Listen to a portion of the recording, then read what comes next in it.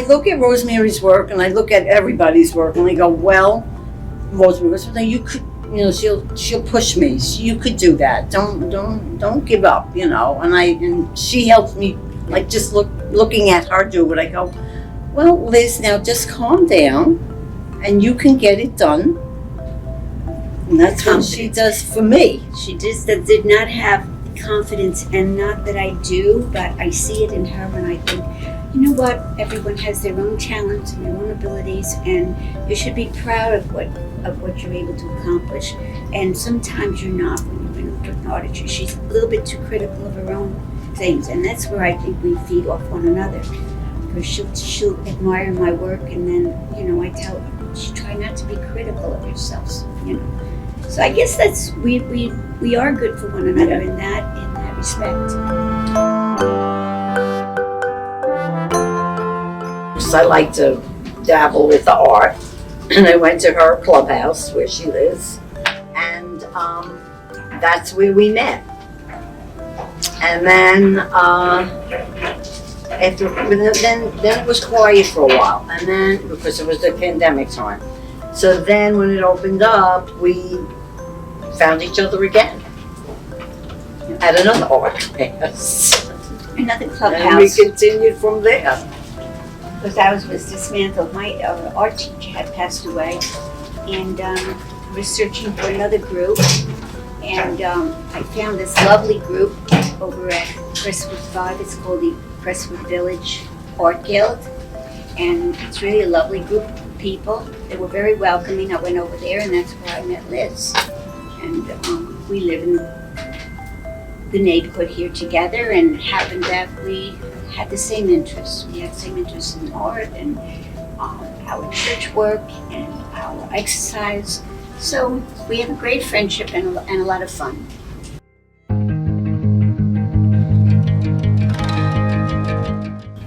When I came out of high school, I worked for a savings and loan association.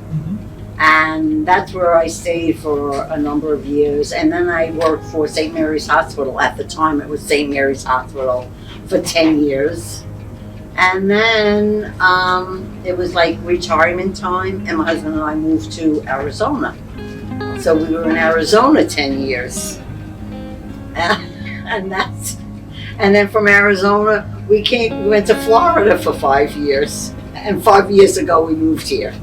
And that was nice because that's when I met Rosemary.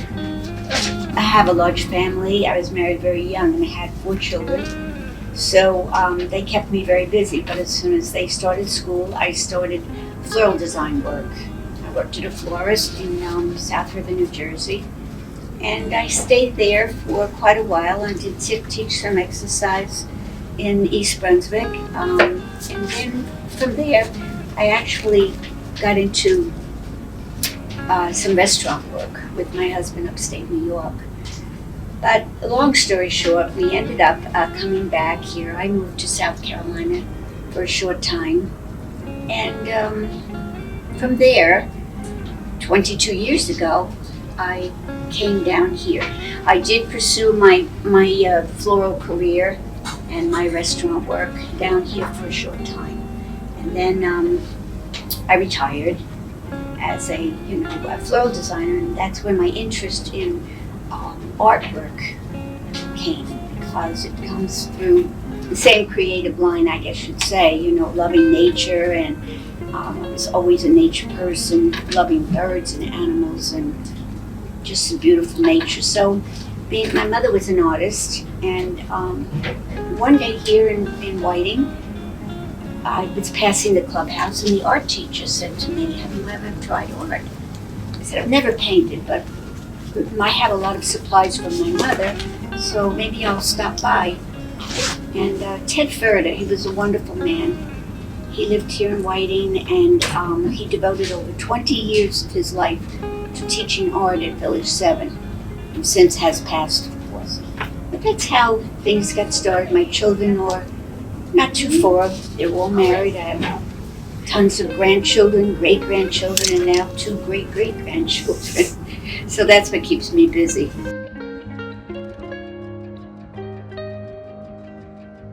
I wasn't even interested in art.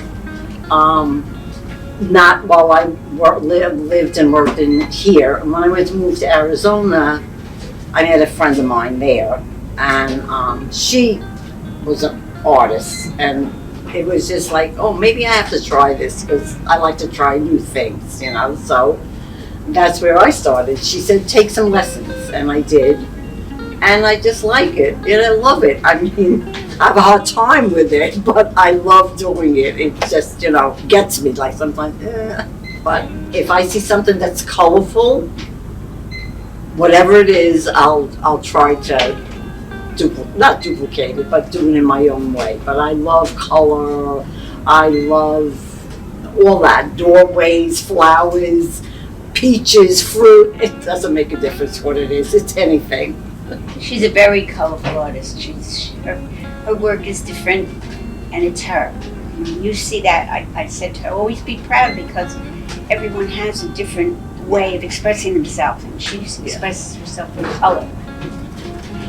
Everything like comes to me. It's just that it's hard for me to put it down the way I want it. Like, I love the way Rosemary paints. I love the way, really. I mean, I'm always looking to learn, but I find that I get frustrated if I'm doing something and it just, I can't seem to put myself into it. Like, I don't like to copy something, but that's what frustrates me. I guess, and I'm always frustrated. I mean, I could show you stuff that frustrates me. I have pictures here of what I do, but like I look at a picture and I go, oh gee, that's beautiful. I wish I could do that. Just calmly get started and do it. But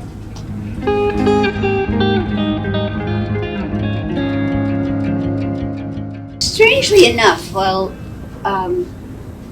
Ted Furter, like I say, my art teacher, showed me the way, and I didn't feel I had the talent or the confidence to take up painting. I said that just wasn't for me.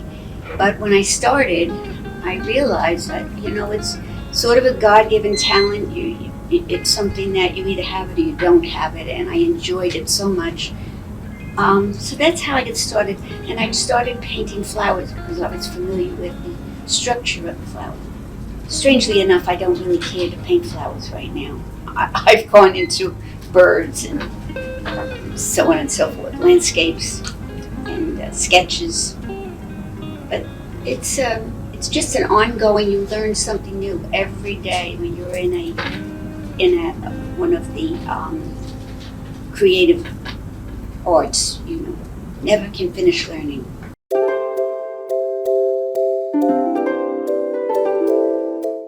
I always admired my mother sitting there. She raised 5 children, and she'd go into her little studio at home, and we were not allowed to bother her. The smell would be coming out, the oil, and she would go with her group of friends, and they would paint outside. They would paint what they saw. You know, they didn't paint like I paint, right. Copy something. They paint what they saw in nature. So that's what got me started. I thought, gee, if my mother could raise 5 children, she could still have time for herself. That's what I wanted to do. So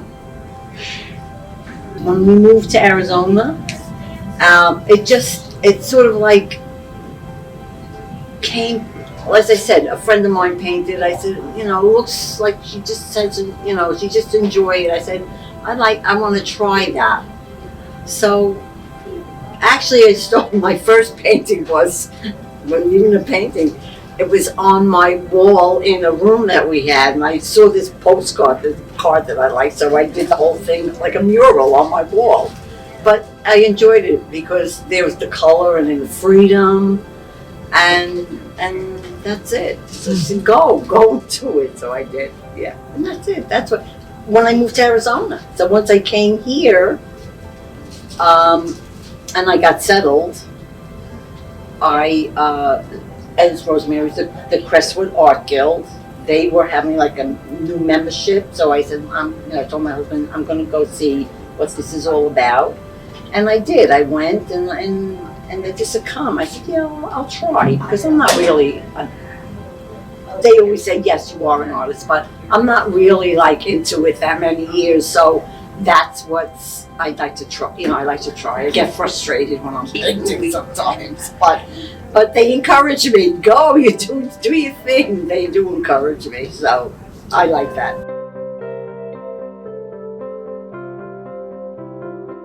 I'm acrylic. Acrylic? I base all only acrylic. Because the color is right there. It just comes out, it's like blue, it's purple, I don't have to worry about trying to get like that little tone, I just love the acrylic, and it's easy for me. It's easy because it's, like with the oil, I would be frustrated, although that's how I did my first painting, oil painting, but that's when I took classes.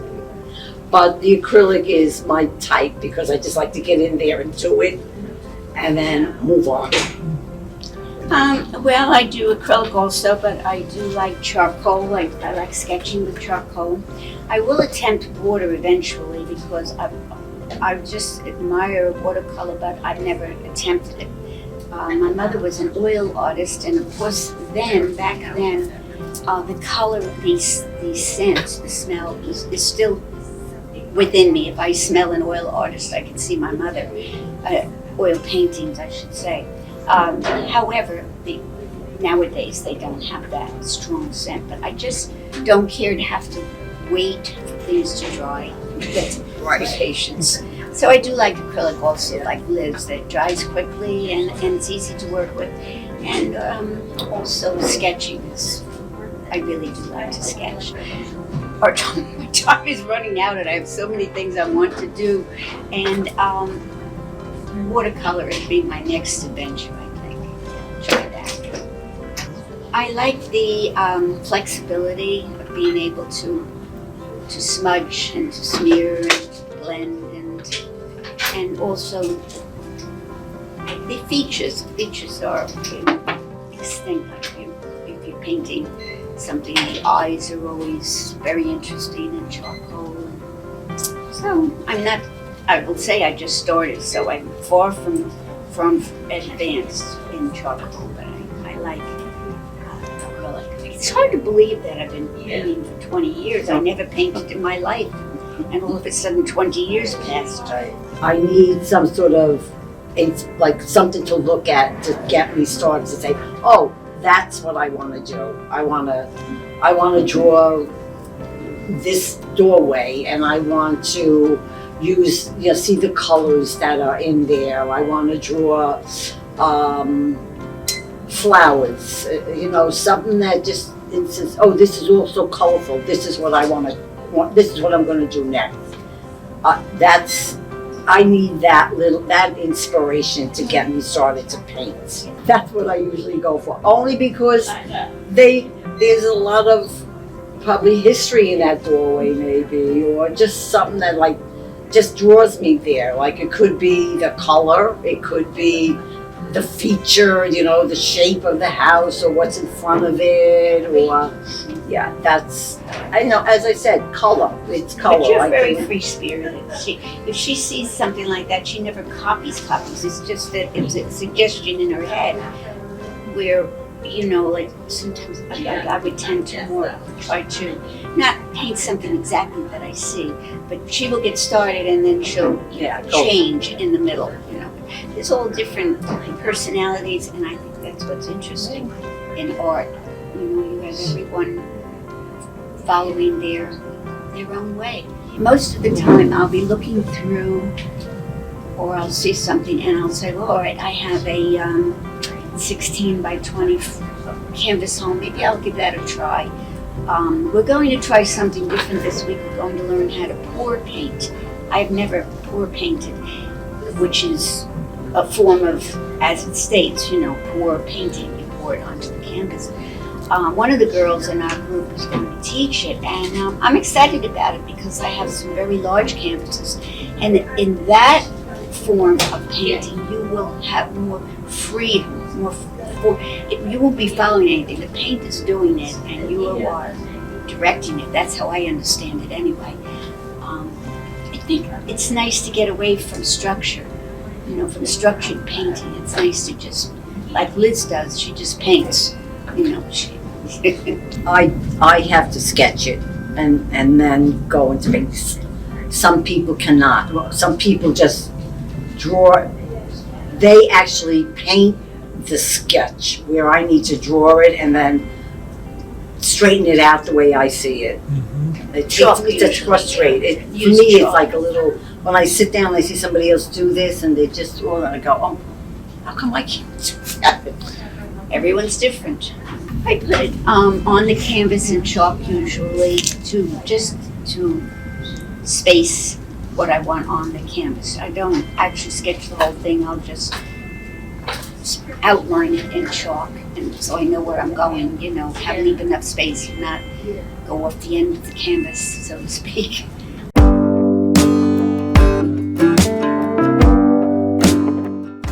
Well, for me, I guess once I get started and I'm really into it, I'm happy with where I'm going. And at the end of it, I feel like, oh wow, you did something that you thought maybe you couldn't do, but you accomplished it after all. And that's how I feel. I mean, it makes me feel good.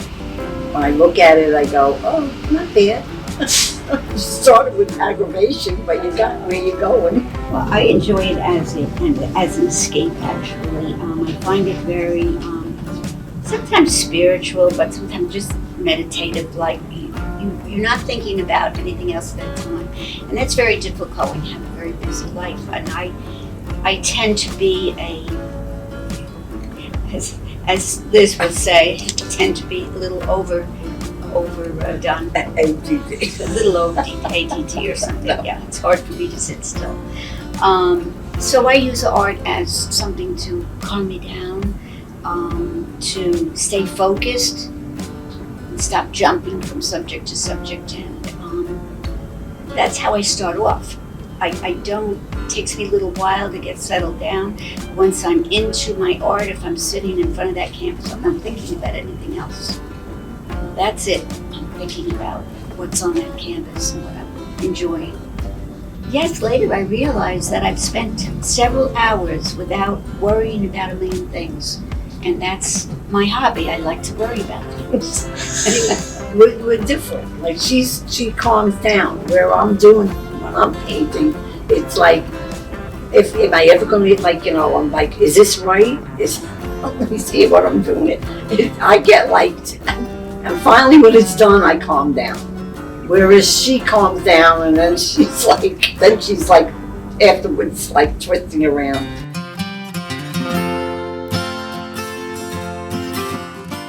I think it's just what the person sees in your art. Okay?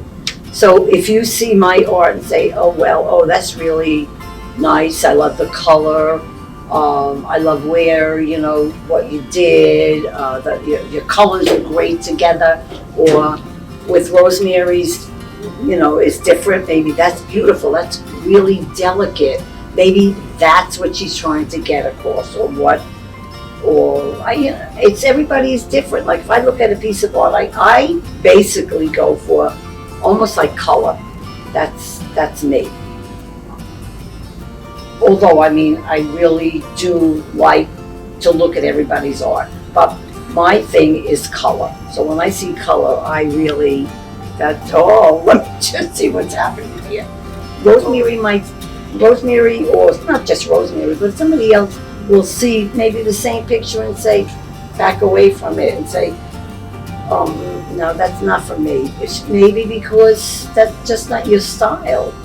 Maybe you like landscapes or seascapes. But if I do a seascape, it's not going to be like that seascape. It's going to be what I see in it. I don't know. So that's a good example. I think what Tom was asking about too is our exhibit here a few weeks ago. We did an exhibit down at the end of the shopping center here, and a young man came up to one of Liz's paintings, and he was so captured when you're saying, "What did you expect?" Well, I never expected. First of all, we have mostly elderly viewers here, but this young guy, kind of hippie-ish, and he came up and he was just taken by one of Liz's paintings. And he said, he says, I really like that. And I think what you're talking about is, how does that make you feel? You think, well, this painting brought something into this kid's life because he was remembering something of the past, talking to her about back in when he found out she was from Arizona. That was, a sort of connection there. And but he didn't have the funds right away. So, but he kept looking, and I kind of took it like, the usual, well, I'll be back type of thing. Didn't think too much about it. About an hour later, he came back. I mean, he had that in his head. He wanted that painting. I guess he took a little trip over to the bank, and then he came back. So it made Liz feel really good. It made me feel good to think, well, this is what made this fellow feel good. He connected with that painting. It doesn't have to be that, something, oh, that's beautiful. I had something like that at my house when I lived here or there. I guess just what people see in it, that just brings them back to maybe, like she said, a memory or an occasion or whatever. Right, a memory is, and it doesn't always have to be a happy memory. It could be a painting that makes a person connect with maybe sad time in their life. You don't know why, but they have to connect. A person doesn't just come up and look at a painting and care to spend money on something that just because they think you're good. It has nothing to do with it. You have to make that connection, and you don't know what that is. That's the mystery of painting, of doing artwork. That the strangest thing, my children, they'll come in and they'll look at my artwork and they'll critique it. This is nice, that's nice, something isn't.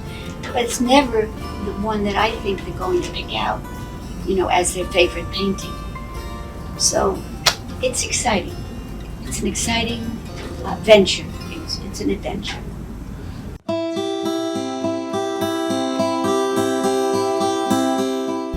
When I was in Arizona, I did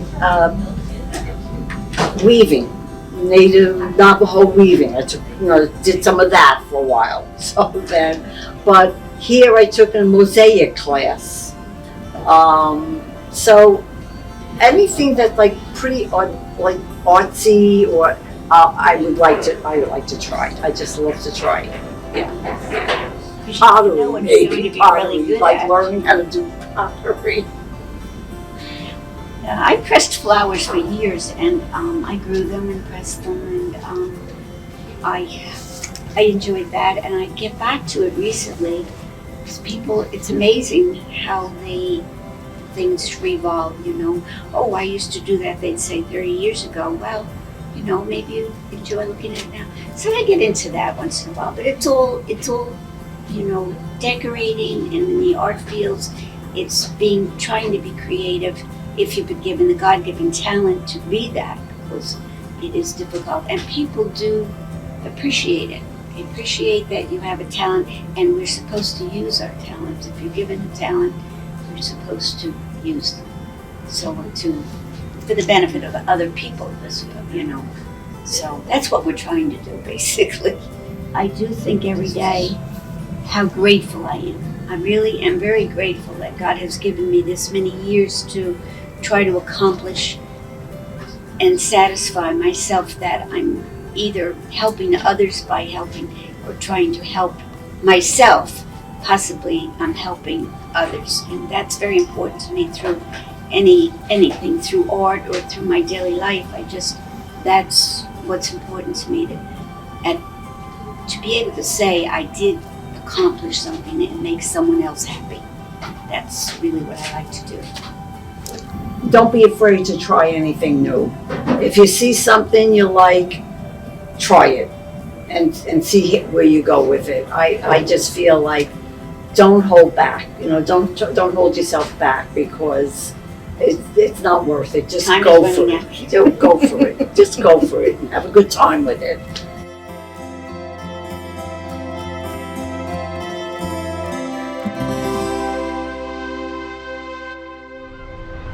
Support public libraries. Like, share, and subscribe for more great videos.